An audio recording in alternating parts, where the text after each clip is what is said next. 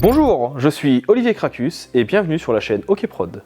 Pourrais-tu nous parler de ton parcours professionnel ? Je suis depuis une dizaine d'années maintenant designer graphique, plutôt orienté UX et UI, même si je suis un petit peu touche à tout. Et j'ai un parcours qui est plutôt classique. J'ai fait un BTS, j'ai fait une licence Master 1 en direction artistique web et un MBA en digital marketing. Et professionnellement, je suis formateur depuis une dizaine d'années sur les réseaux sociaux, sur YouTube, et je vends aussi des tutos et de la formation. Pourquoi tu te décris en tant que bidouilleur logiciel ? Parce que aujourd'hui mon métier c'est pas forcément d'apprendre aux gens à utiliser les logiciels de A à Z, c'est de leur expliquer comment, en trifouillant quelques petits paramètres, en rentrant dans quelques petites caractéristiques, ils puissent gagner du temps. Moi, mon objectif c'est un peu ça, c'est un peu le mécanicien qui va vous dire bah là si tu changes telle vis, tu vas pouvoir gagner du temps sur tel truc. Sauf que là on sera sur des logiciels. Comment es-tu arrivé dans le domaine de la formation et du design ? Je suis tombé dedans un peu par hasard, c'est-à-dire que moi à la base je lisais des magazines qui s'appelaient Advanced Création. Dans ces magazines, il y a un jour j'ai répondu à une annonce sur Facebook, ils demandaient s'il y avait des gens qui voulaient écrire des articles et moi j'ai dit bah vas-y je suis chaud. Et du coup j'ai envoyé un petit mail et ça m'a permis de commencer à écrire des tutos qui m'ont ensuite amené vers une autre entreprise qui s'appelle tuto.com qui m'a contacté suite à ça et m'a proposé de faire des vidéos. Et après de fil en aiguille, ça s'est enchaîné jusqu'à faire de la formation. Cela a donc commencé par une proposition que l'on t'a faite. As-tu quelque chose à dire à ce sujet ? Ah clairement, la première fois que j'ai commencé à travailler justement pour les éditions Oracom, j'avais 16 ans, donc j'avais rien à perdre. De toute façon on n'a jamais rien à perdre. La pire chose qui puisse nous arriver de toute façon c'est qu'on nous dise non. Donc je me suis dit bon au pire s'ils me disent non, ils me disent non, c'est pas grave. Et donc je me suis lancé comme ça et ça a été payant parce que du coup ça a impacté tout le reste de ma vie professionnelle par la suite.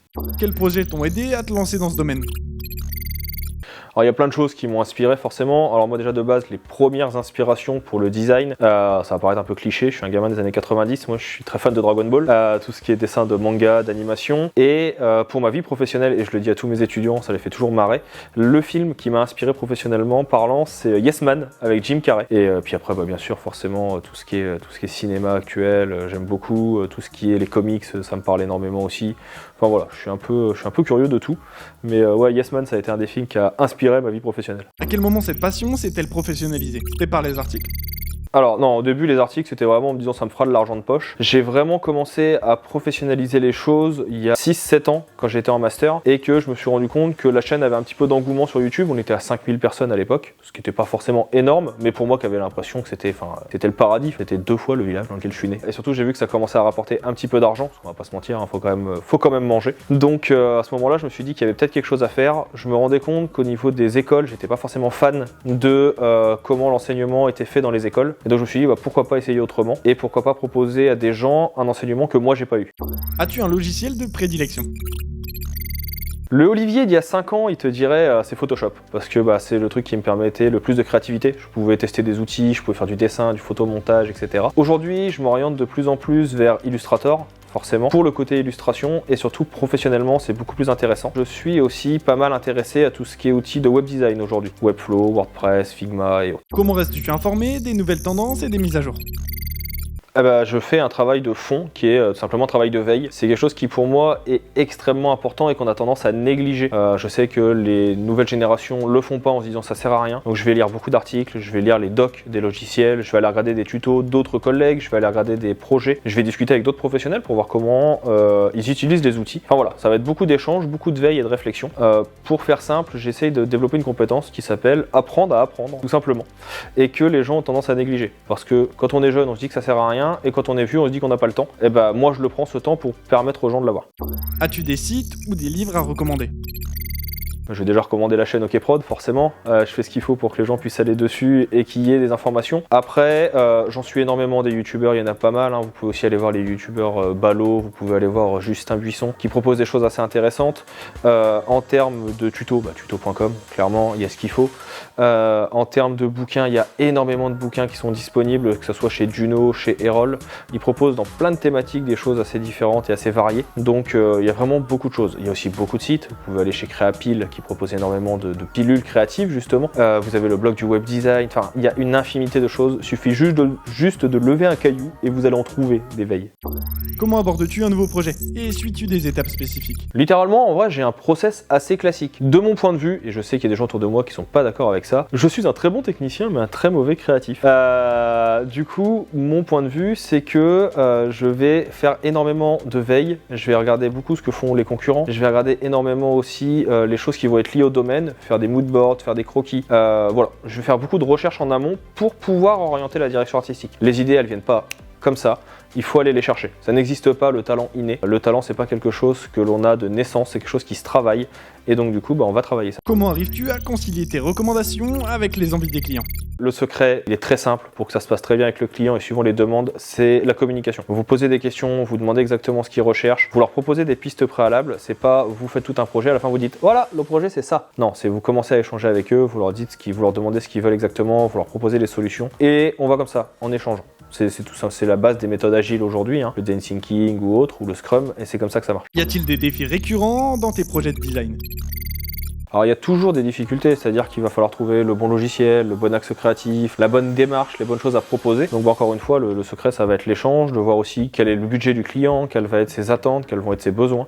Toutes ces choses-là de toute façon vont être redondants d'un projet à l'autre. Là ça fait aussi partie du plaisir de la créativité, de voir comment on peut, avec quelques contraintes, développer quelque chose. Indépendamment des logiciels que tu préfères, quels sont ceux que tu utilises le plus dans un contexte professionnel? Aujourd'hui, dans le domaine dans lequel je suis, j'ai, on va dire, 3 logiciels sur lesquels je bosse beaucoup. En l'occurrence, pour la partie design, ça va être Illustrator, parce que pour du logotype, pour de l'icône, etc. Figma, qui est devenu pour moi un logiciel qui est indispensable et que j'utilise quasiment tous les jours. Mes équipes, donc toi Brani en l'occurrence, qui est la personne avec qui je travaille pour la partie design. À côté de ça, on va avoir d'autres outils pour la partie motion. Donc nous, on travaille beaucoup avec After Effects, forcément un peu de Premiere aussi pour le montage. Essentiellement, professionnellement en tout cas, ça va être ces 3 outils-là qu'on va mettre en avant. Quel conseil donnerais-tu aux designers souhaitant se spécialiser dans l'UX ou l'UI?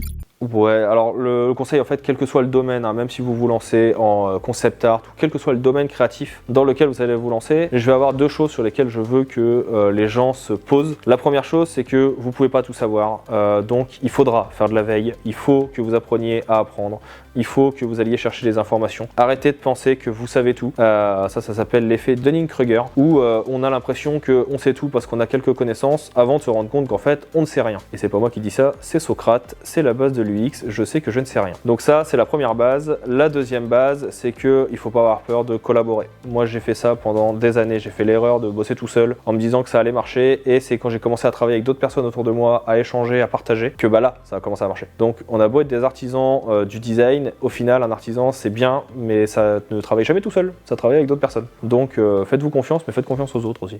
Comment mets-tu en relief ta créativité dans le projet sur lequel tu travailles? Comment je fais pour allier la créativité? Encore une fois, la créativité, pour moi, c'est pas une compétence innée, c'est quelque chose qui se travaille. C'est quelque chose qui vient en ayant créé une bibliothèque mentale, en ayant testé des choses, en ayant compris des outils. On n'est pas forcément toujours à avoir la bonne idée tout de suite. Léonard de Vinci, avant d'être Léonard de Vinci, il a bossé chez Botticelli, il a fait des tableaux, il a été apprenti. Moi, je pars du principe qu'aujourd'hui, je suis un pas trop mauvais formateur, je suis un très bon technicien, comme je le disais tout à l'heure. Je manque parfois de créativité dans le sens où les idées ne viennent pas tout de suite. Pour pouvoir faire certaines idées, pour pouvoir faire certains projets, je vais mettre plus de temps que d'autres. Mais c'est pas grave, on va juste serrer les dents, on va discuter avec les autres et puis on va avancer. Quelles sont les erreurs communes que tu constates chez les débutants en design?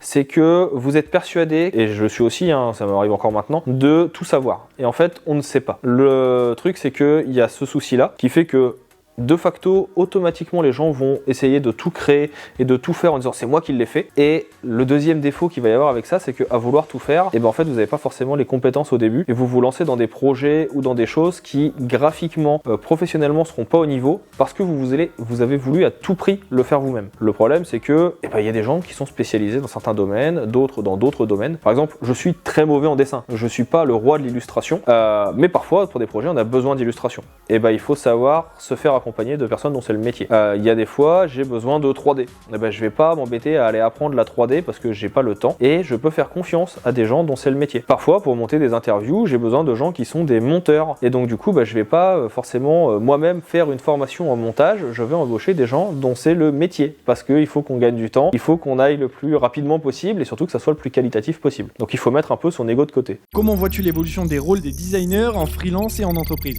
Sur la partie francophone, parce que c'est pas forcément le cas à l'étranger. On cherche de plus en plus de gens qui vont être polyvalents. On va pas forcément chercher des gens qui vont être spécialisés. Alors oui, sur des grands comptes, sur des grandes entreprises, on va chercher des gens dont on va avoir une spécialité spécifique, mais on va surtout avoir besoin de gens, en tout cas dans le design de base, pour les plus juniors d'entre vous, des gens qui comprennent les tenants et les aboutissants de la partie développement, tenants et aboutissants de la partie marketing. Comment fonctionne un process créatif de A à Z. Oui, on peut travailler dans le cinéma, ne pas être storyboarder, mais ça n'empêche pas de savoir ce que c'est un storyboard. Donc l'idée, c'est qu'il faut avoir des gens qui soient ouverts d'esprit de plus en plus, ce qui n'est pas forcément le cas. On a ça pour les freelances parce qu'ils n'ont pas le choix, mais en entreprise, on a tendance à se renfermer un petit peu trop sur ce qu'on sait faire et pas sur ce que les autres peuvent proposer. Et donc là, on risque justement, on en parlait tout à l'heure, de perdre en créativité, de perdre en réflexion et de perdre justement, pour moi, ce qui est l'essence du métier de designer et d'artisan. Quelles compétences supplémentaires recommanderais-tu aux designers pour se démarquer? La polyvalence, et ça je l'ai déjà dit et je le redis, c'est un peu mon fer de lance depuis des années. Apprenez à apprendre des choses. Aussi aujourd'hui, je sais qu'il y a beaucoup d'IA qui se développent, on va sur ChatGPT, on a l'impression qu'il va pouvoir nous remplacer. Alors déjà, mon point de vue c'est non. Je vous renvoie vers la chaîne YouTube pour ça. Ce qui est intéressant surtout, c'est que oui, il y a des outils qui vont être là pour vous aider, mais vous allez quand même devoir continuer à développer vos connaissances, vous allez continuer à devoir avoir des entraînements, des process que vous allez mettre en place. Et non, l'ordinateur ne vous remplacera pas, il y aura toujours vous qui devrez être polyvalent. As-tu une vidéo sur l'IA à nous conseiller?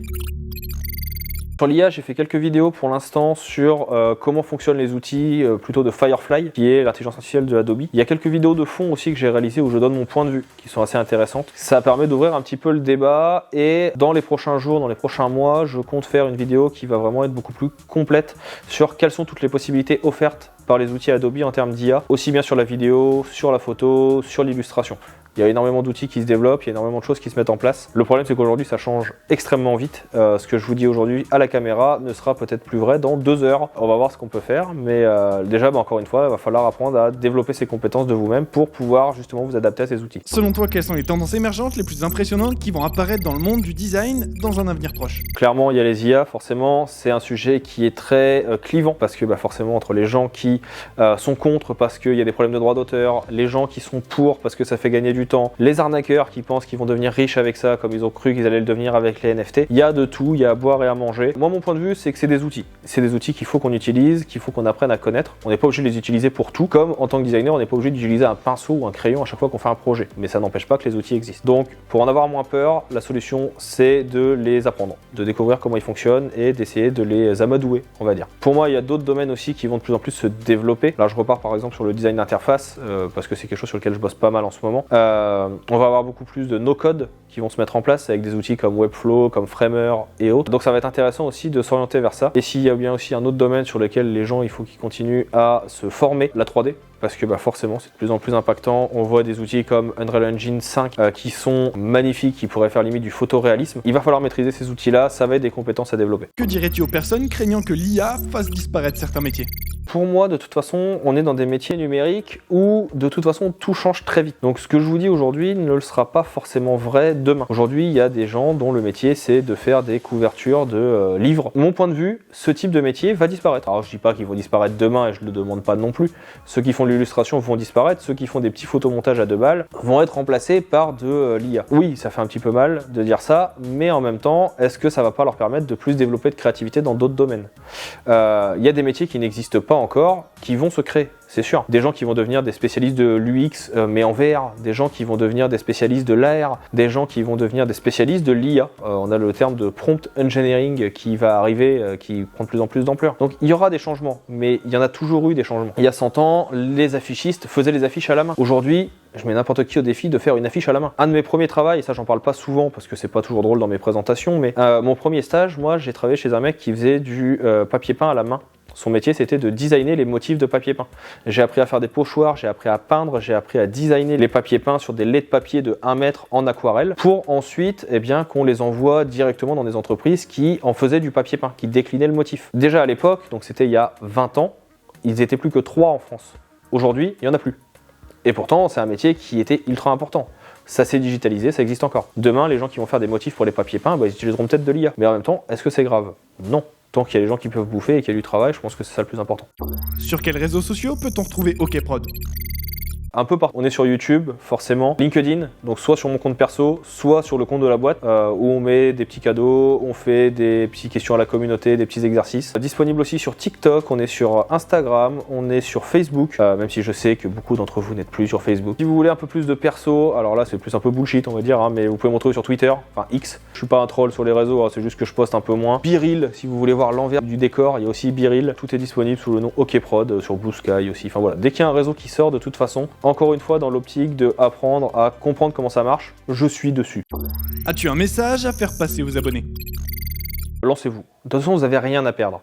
Au pire du pire, c'est comme pour un entretien d'embauche, c'est pas comme dans la vie. La pire chose qui puisse vous arriver, c'est qu'on vous dise non. Et ça a jamais tué personne.